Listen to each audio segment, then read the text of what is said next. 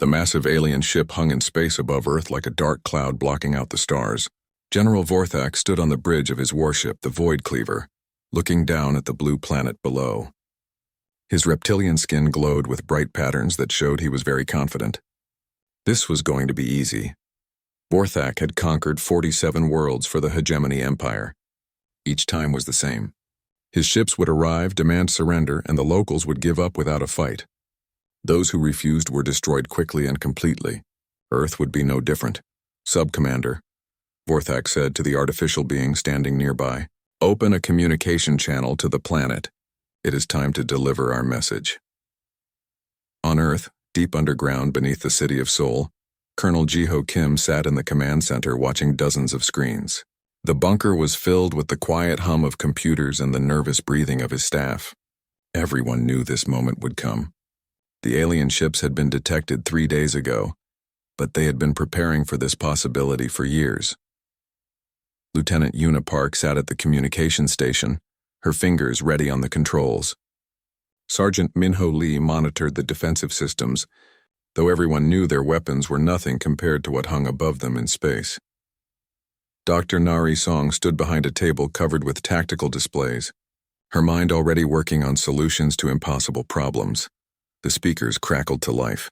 The voice that came through was deep and cold, translated by the aliens' own language systems into perfect Korean. "Primitive humans of the third planet," the voice boomed through the bunker. "I am General Vorthak of the Hegemony Empire. I command 1 million of our finest warriors. Your weapons are toys. Your defenses are jokes. Your technology is thousands of years behind ours." Jiho kept his face calm, but inside his heart was racing. Around the bunker, his people looked at him with worry in their eyes. Some of the younger officers looked scared. "You have 3 of your planet's rotations to surrender completely," Vorthak continued. "Lower your defensive systems. Prepare your leaders for transport to our ships. Any resistance will result in the complete destruction of your major population centers. We have done this to 1,000 worlds. You will kneel before the hegemony, as all others have done." The alien general paused, and when he spoke again there was amusement in his voice. "Do not think your primitive weapons can harm us. Do not believe your small numbers can stand against our 1,000,000 soldiers. I have seen your military files. You fight each other with crude missiles and metal bullets. You have no defense against plasma weapons. You have no answer to energy shields. This is not a war. This is simply a fact." Silence filled the bunker. Every person held their breath, waiting to see what their leader would say. Above them, millions of people in Seoul went about their daily lives, not knowing that their world was about to change forever. Jiho looked around at his team. Yuna was ready at her station. Minho had his hand on the defensive controls. Dr. Song nodded at him slightly, her expression serious but not afraid. These people had trained their whole lives for this moment. They were ready. He reached for the communication controls and activated the transmitter. His voice was steady and calm when he spoke. "General Vorthak, this is Colonel Kim of the Earth Defense Force. I have heard your message, and I understand your position." In space, Vorthak leaned forward slightly. Finally, these humans were going to surrender. It was always better when they gave up quickly. Less work for his soldiers. "You say you have 1,000,000 soldiers," Jiho continued, and there was something in his voice that made everyone in the bunker look up. "You say they are well-trained and well-equipped. You say they have conquered many worlds." "That is correct, human," Vorthak replied. "My warriors are the finest in the galaxy. Each one is worth 100 of your kind." Jiho smiled then, just a little. It was not a happy smile. It was the kind of smile a hunter makes when he sees his prey walk into a trap. "General Vorthak," he said slowly, "you have 1,000,000 soldiers. That's very impressive." He paused, and in that pause something changed in the bunker. The fear disappeared from the faces of his officers. They began to understand what their leader was about to say. "Good," Jiho said, his voice growing stronger. "I have 1,000,000 targets." The transmission cut off. On the alien ship, Vorthak stared at the communication console in shock. Around him, his officers looked confused. Sub-Commander Zeta 9's artificial mind processed the human's words, trying to understand their meaning. "Sir," one of his lieutenants said carefully, "did the human just threaten us?" Vorthak's skin patterns shifted from confidence to confusion, then to anger. In 47 conquests, no species had ever spoken to him like that. Most begged for mercy. Some tried to negotiate. A few attempted to surrender with conditions. None had ever sounded like they were looking forward to the fight. Scan the planet again, Vorthak ordered. Full sensor sweep. Find their hidden weapons. Find their secret armies. There must be something we missed. The sensors found nothing. Earth's military was exactly what it appeared to be. Primitive, outgunned, completely outmatched. So why did that human sound so confident? In the bunker beneath Seoul, Jiho turned to his team. The worry was gone from their faces now. Instead, there was determination. They had work to do. Yuna, contact all command centers worldwide. Tell them it's time to begin Protocol Wildcard. Minho, activate all defensive systems and put our forces on high alert. Dr. Song, I need those tactical analysis reports ready in 30 minutes.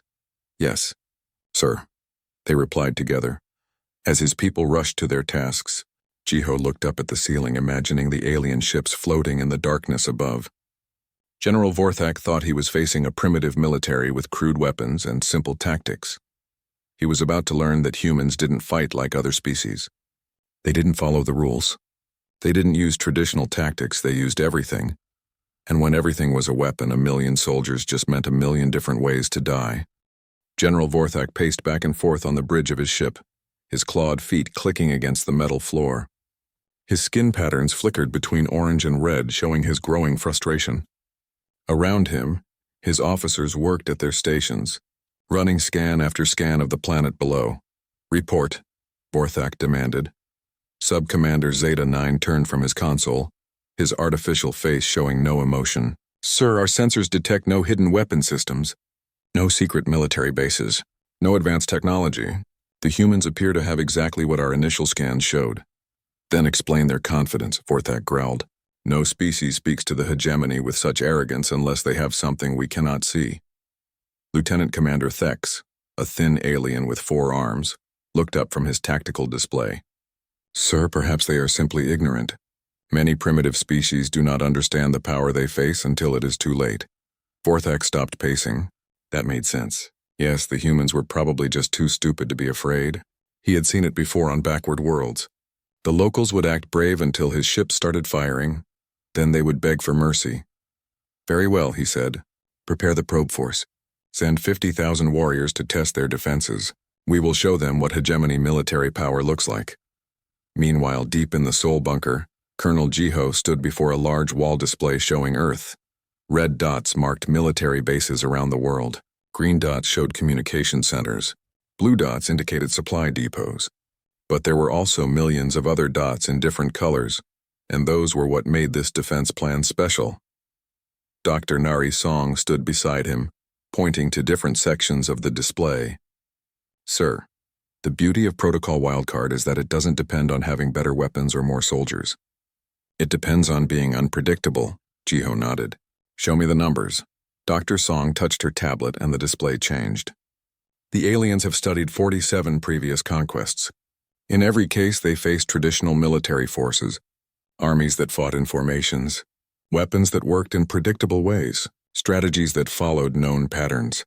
She pointed to a series of charts. Look at their battle tactics. Perfect formations, mathematical spacing between ships, coordinated attacks that follow the same pattern every time.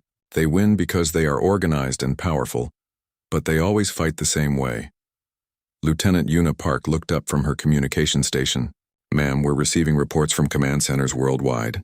Everyone is ready to implement the protocol. Excellent, Jiho said. Put me through to Major Sora Choi in Tokyo. The main screen flickered and the face of a serious-looking woman appeared. Behind her, Jiho could see the busy Tokyo command center. Major Choi reporting, sir. Japan's defense grid is ready. We've converted all civilian aircraft according to the protocol specifications. Converted? Jiho asked, though he already knew the answer. Yes, sir. Passenger planes now carry guided missile pods. Cargo aircraft have been fitted with EMP devices. Agricultural crop dusters carry metallic chaff dispensers.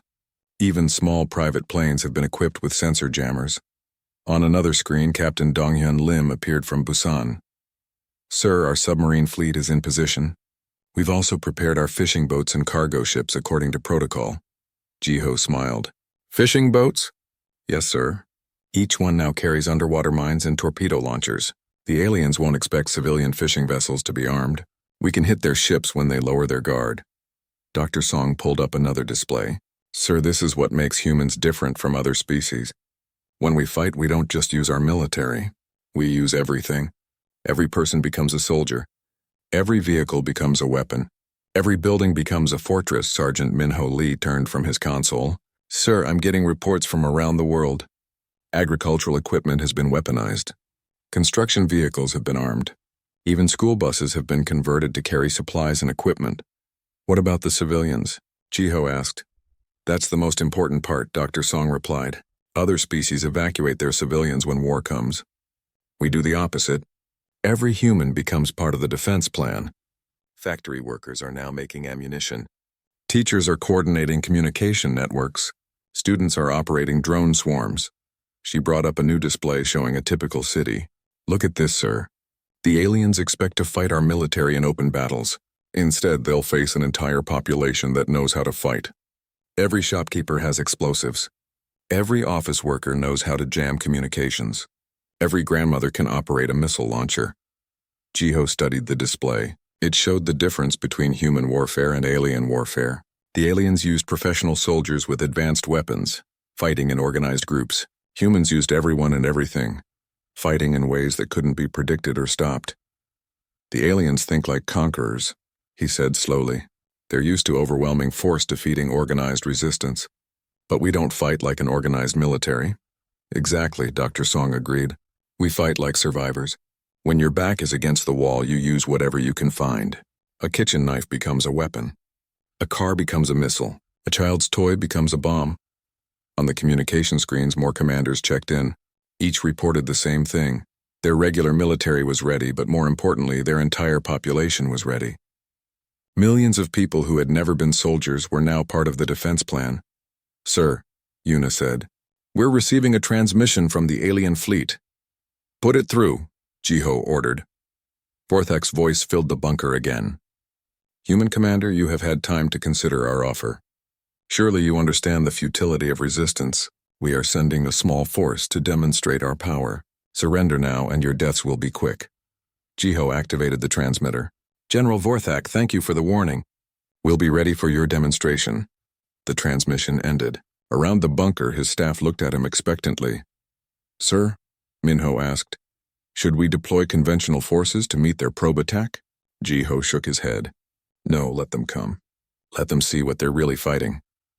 Dr. Song understood immediately. You want them to encounter protocol wildcard right from the beginning. Exactly. They're expecting to fight Earth's military. Instead, they're going to fight Earth itself. He turned to address his entire staff. Contact Captain Hyun-Woo Shin. Tell him his unconventional air force is about to face its first test.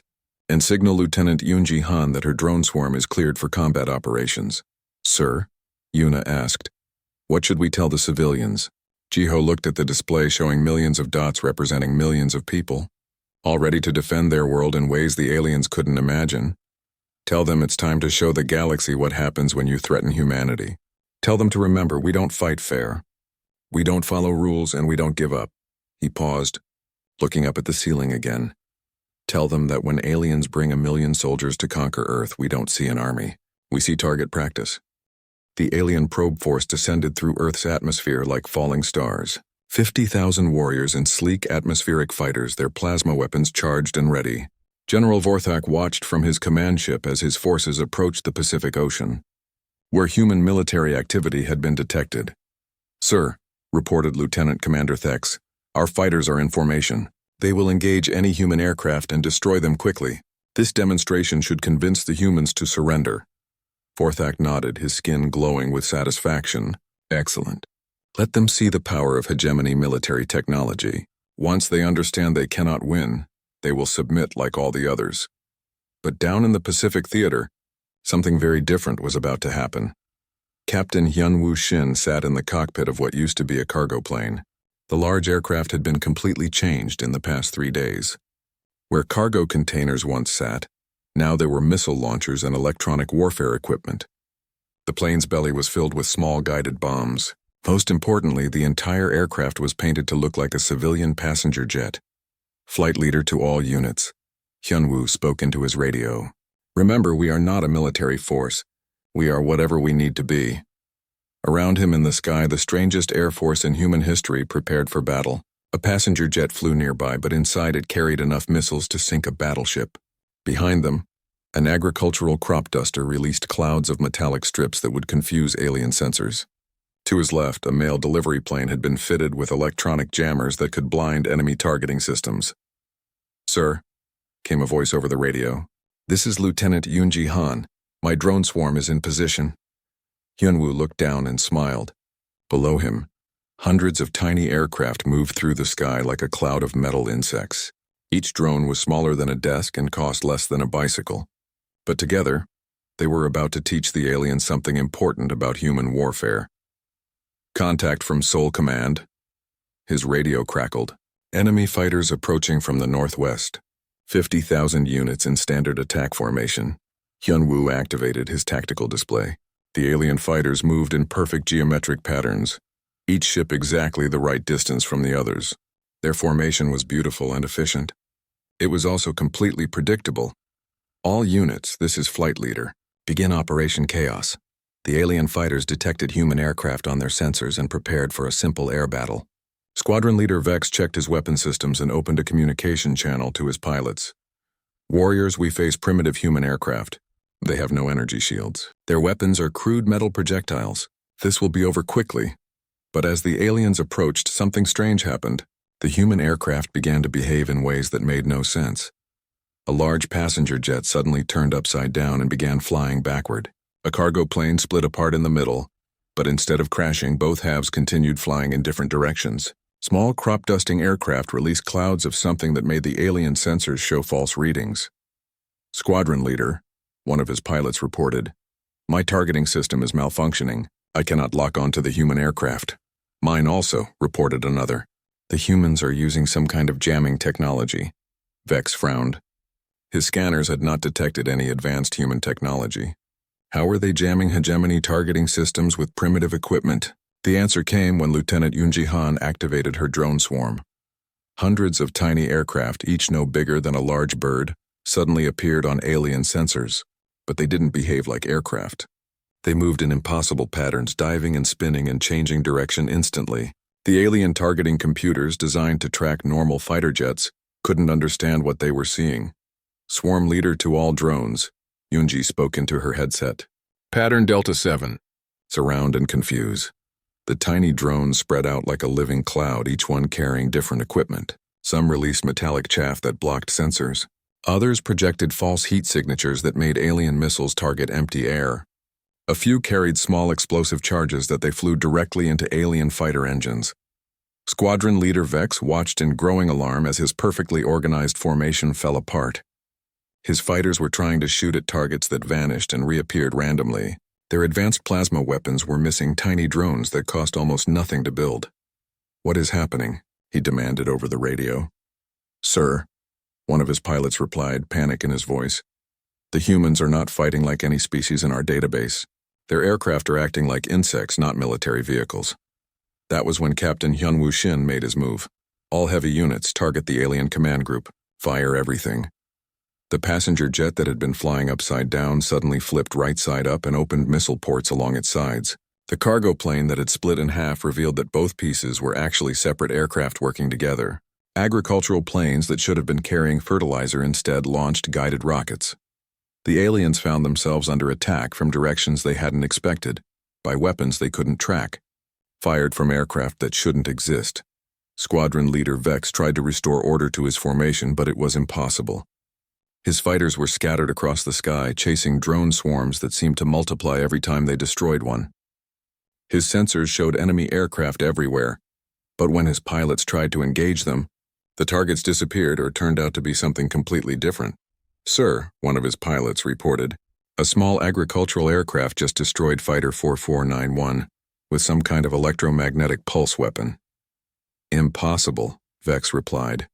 "Agricultural aircraft do not carry military weapons." "Sir, this one did." On his command ship, General Vorthak watched his probe force with growing confusion. His tactical display showed a chaotic mess of scattered fighters, false sensor readings, and impossible combat maneuvers. "Sub-Commander," he demanded, Explain what I am seeing. Zeta 9 studied the data flows coming from the battle. Sir, the humans are not following any known tactical doctrine. Their formations are random. Their weapons are improvised. Their strategies appear to be creative. Creative? Vorthak's skin patterns shifted to confused orange. What does that mean? Sir, in all our previous conquests, enemy forces have used standard military tactics. Professional soldiers with regulation equipment fighting in organized units.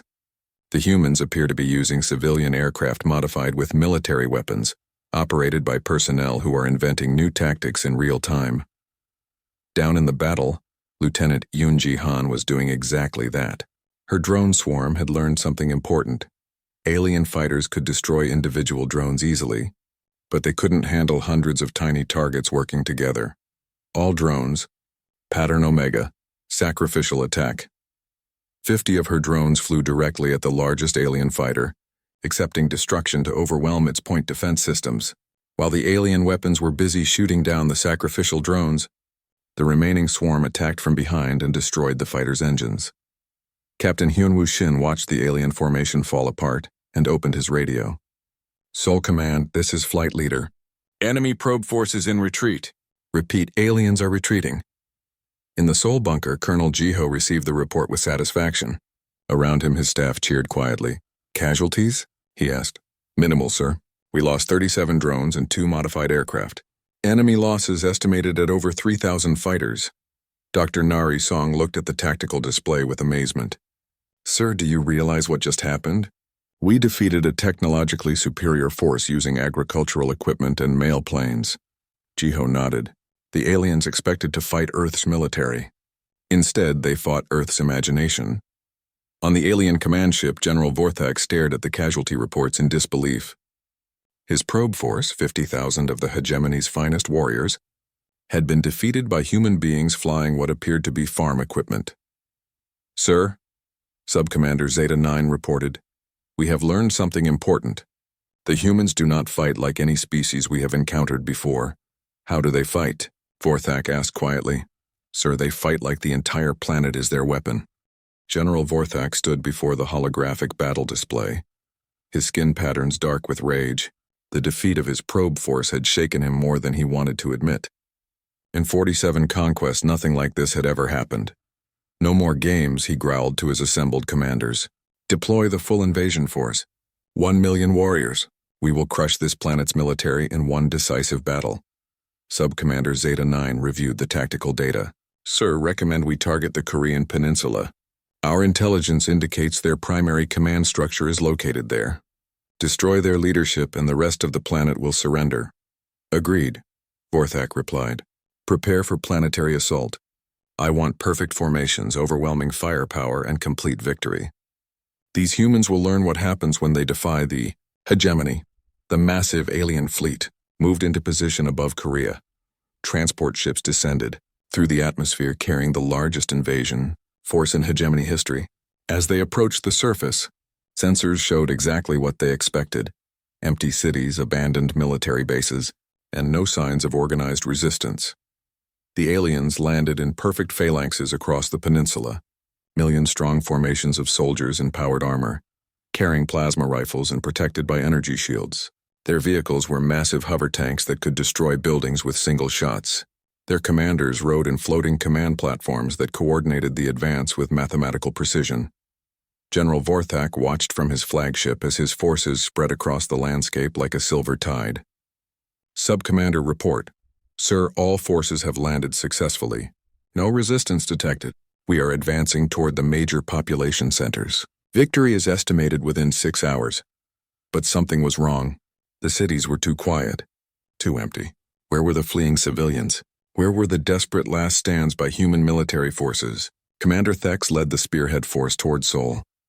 His 1,000-warrior unit moved in perfect formation, sensors scanning for enemy forces. The city ahead looked completely abandoned. Warriors, maintain vigilance, he commanded. The humans must be hiding somewhere. That was when Sergeant Jinwoo Park and his team made their move. Deep beneath the city streets, in the subway tunnels that the aliens didn't know existed, Jinwoo coordinated what Seoul's population had become. An underground army that knew every pipe, every wire and every weakness in their own city. Team Alpha, initiate traffic grid disruption, he spoke into his radio. Above ground, the advancing alien formation suddenly found themselves walking into chaos. Every traffic light in a 6-block area began flashing in synchronized patterns that overloaded their optical sensors. Streetlights strobed at frequencies that interfered with their communication systems. Electronic billboards displayed patterns that confused their navigation equipment. "Sir," one of Commander Thex's soldiers reported, "my visual systems are malfunctioning." "Mine also," said another. "Something is interfering with our equipment." That was when Dr. Diane Kim, the former university professor, activated her masterpiece. For the past 3 days, she and her team of civilian computer specialists had been working on something no alien commander would ever expect. They had turned Seoul's entire internet infrastructure into a weapon. Every Wi-Fi router in the city began broadcasting false signals. Every cell phone tower started sending fake GPS coordinates. Every smart device connected to the internet began feeding false information into the alien tactical networks. The aliens' perfect formation began to fall apart as their soldiers received contradictory orders, false position data, and sensor readings that didn't match reality. "Commander," Thex's communications officer reported in panic, "our tactical display shows enemy forces surrounding us, but visual confirmation shows empty streets.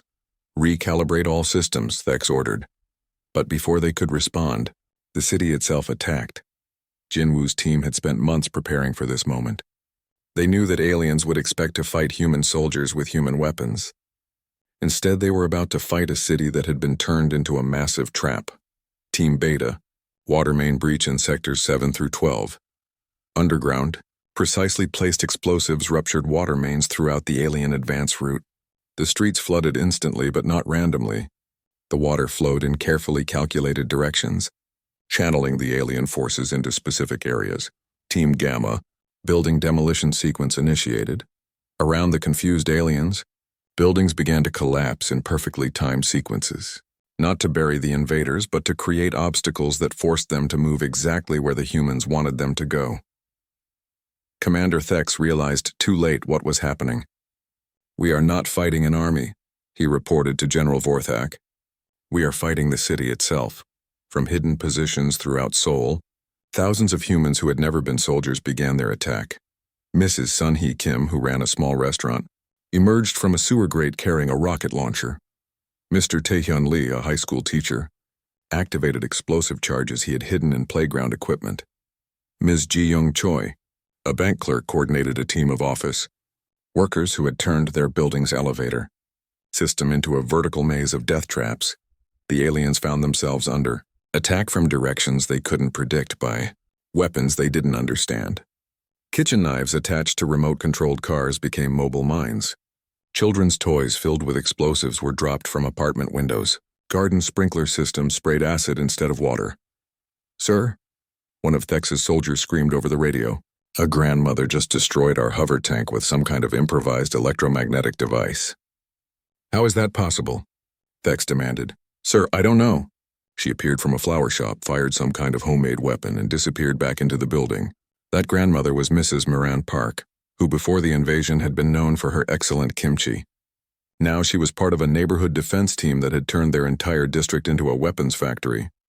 General Vorthak watched the battle reports with growing horror. His perfectly organized invasion force was being scattered and destroyed by an enemy that seemed to be everywhere and nowhere. "Sub-Commander, how many enemy soldiers are we facing?" Zeta 9 studied the data streams, his artificial mind struggling to process what it was seeing. "Sir, that is impossible to determine. Our sensors detect combat activity from millions of locations, but we cannot identify standard military units." "What do you mean?" "Sir, we appear to be fighting the entire civilian population. Every human in the city is engaged in combat operations. We are not facing an army. We are facing an entire species." The truth was even worse than that. Colonel Jiho had implemented something that no alien commander could comprehend: total warfare. Not just soldiers fighting soldiers, but every human being using every available resource to defend their world.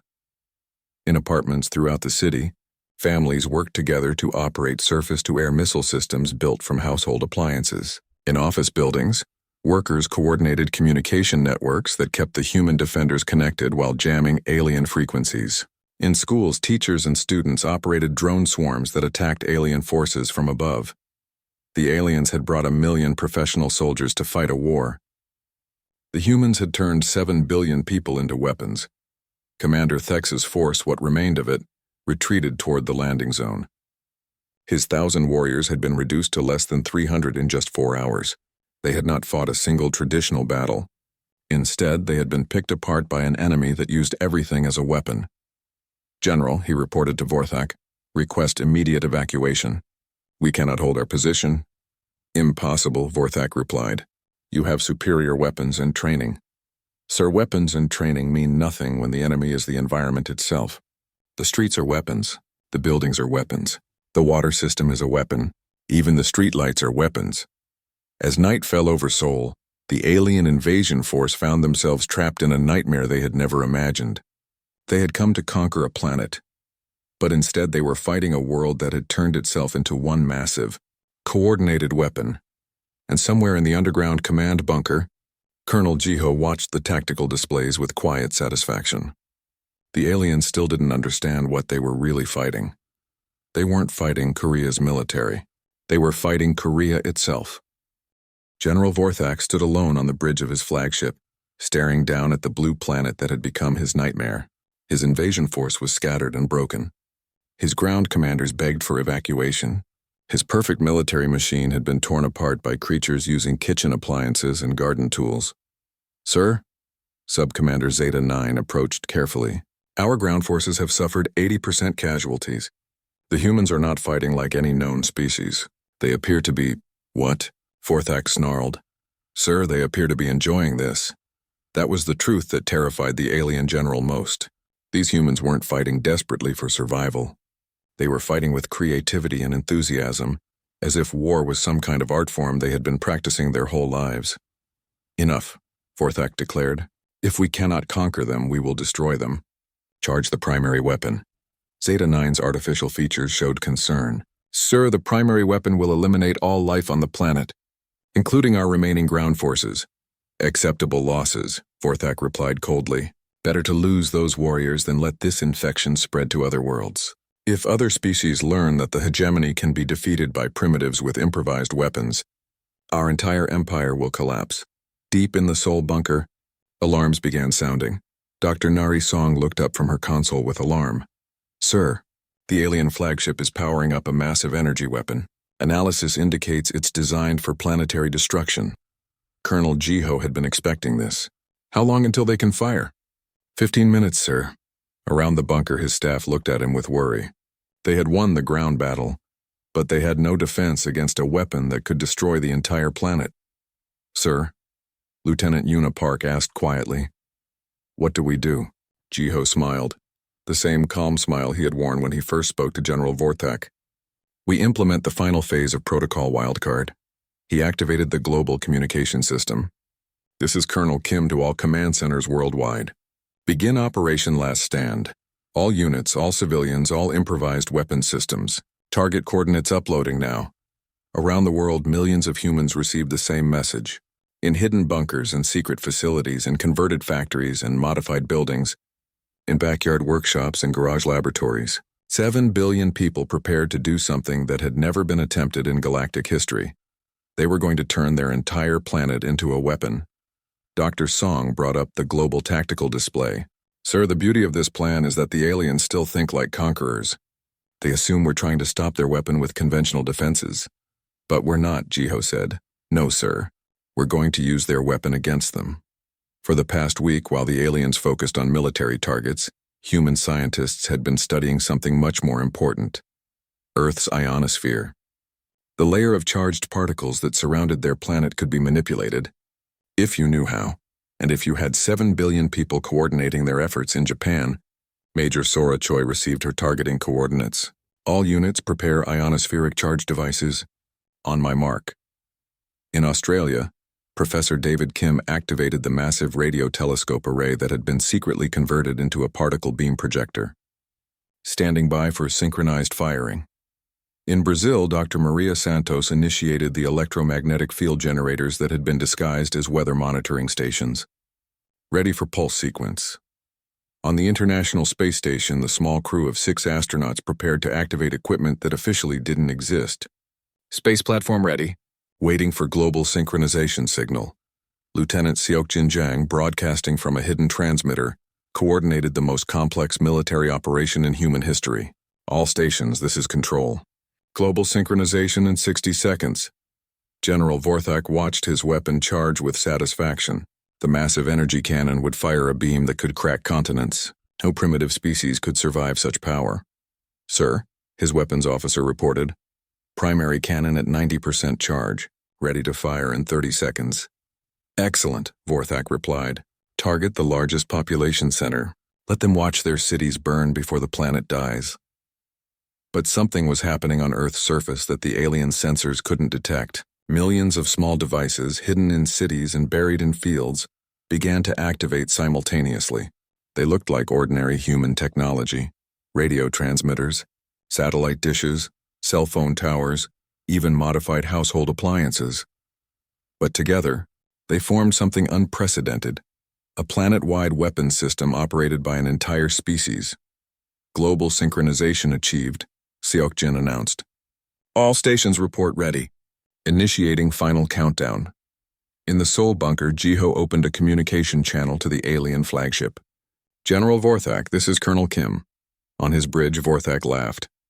Human, you call to beg for mercy? It is too late. My weapon will fire in 10 seconds. I'm not calling to beg, Jiho replied calmly. I'm calling to thank you. Thank me? Yes, you helped us prove something important about humanity. You brought 1 million soldiers to conquer our world. But you made one mistake, and what mistake? Vorthak demanded. You thought we were fighting you with 1 million soldiers. We weren't. We were fighting you with 1 million different ways of thinking. At that moment, 7 billion humans acted as one. From every continent, from hidden positions across the planet, millions of devices fired simultaneously, not at the alien ship but at precisely calculated points in Earth's ionosphere. Radio waves, microwave beams, particle accelerators, and electromagnetic field generators all targeted the same thin layer of charged particles surrounding the planet. The ionosphere lit up like a second sun. The coordinated energy pulse created a focused electromagnetic field that reached into space and struck the alien flagship just as its primary weapon reached full charge. The weapon exploded. General, Vorthak was thrown to the deck as his ship shuddered and went dark. Emergency lighting flickered on, revealing smoking consoles and sparking equipment. Damage report, he shouted. Sir, his engineering officer replied with shock. The primary weapon has suffered complete failure. The feedback destroyed our main power systems. Life support is failing. We must evacuate immediately. How is this possible? Vorthak demanded. What weapon could create such an electromagnetic pulse? Subcommander Zeta 9, his artificial systems barely functioning, provided the answer. Sir, it was not a weapon. It was the planet itself. The humans used their entire world as a focusing lens to redirect electromagnetic energy. In escape pods fleeing the dying flagship, alien survivors tried to understand what had happened. They had been defeated not by superior technology, but by superior coordination. 7 billion beings working together as a single entity. Down on Earth, Jiho stood in the ruins of Seoul, watching alien ships disappear into hyperspace. Around him, millions of humans emerged from hiding places, from bunkers and tunnels and converted buildings. Dr. Song approached with the final casualty reports. Sir, the aliens had 1 million professional soldiers with advanced weapons and armor, and we had 7 billion humans who refused to fight fair. Jiho replied. Lieutenant Yuna Park looked up at the stars where the alien fleet had vanished. Sir, what if they come back with more ships? Jiho smiled. Then we'll have more targets. Seokjin's voice came over the radio from his hidden transmitter. Sir, we're receiving communications from other alien fleets in nearby systems. They're requesting information about what happened here. Put me through, Jiho ordered. The transmission went out across the galaxy, reaching alien command centers on a dozen worlds. Jiho's voice was calm and clear as he delivered humanity's message to the stars. To all alien species considering the conquest of Earth, you should know that humanity is not for conquest. We are not a military force you can defeat with superior weapons. We are not a government you can negotiate with. We are not a civilization you can understand.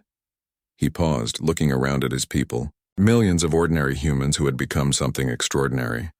We are the species that turns the universe into a weapon. We are the people who fight with everything we have, everything we are and everything we can imagine.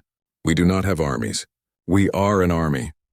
The transmission reached Hegemony High Command 3 days later. The response was immediate. Earth was declared a forbidden zone. No hegemony vessel would approach the Sol system.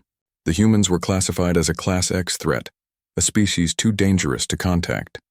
But in the depths of space, other alien species received the message too. Species that had been conquered by the hegemony, species that had given up hope of freedom.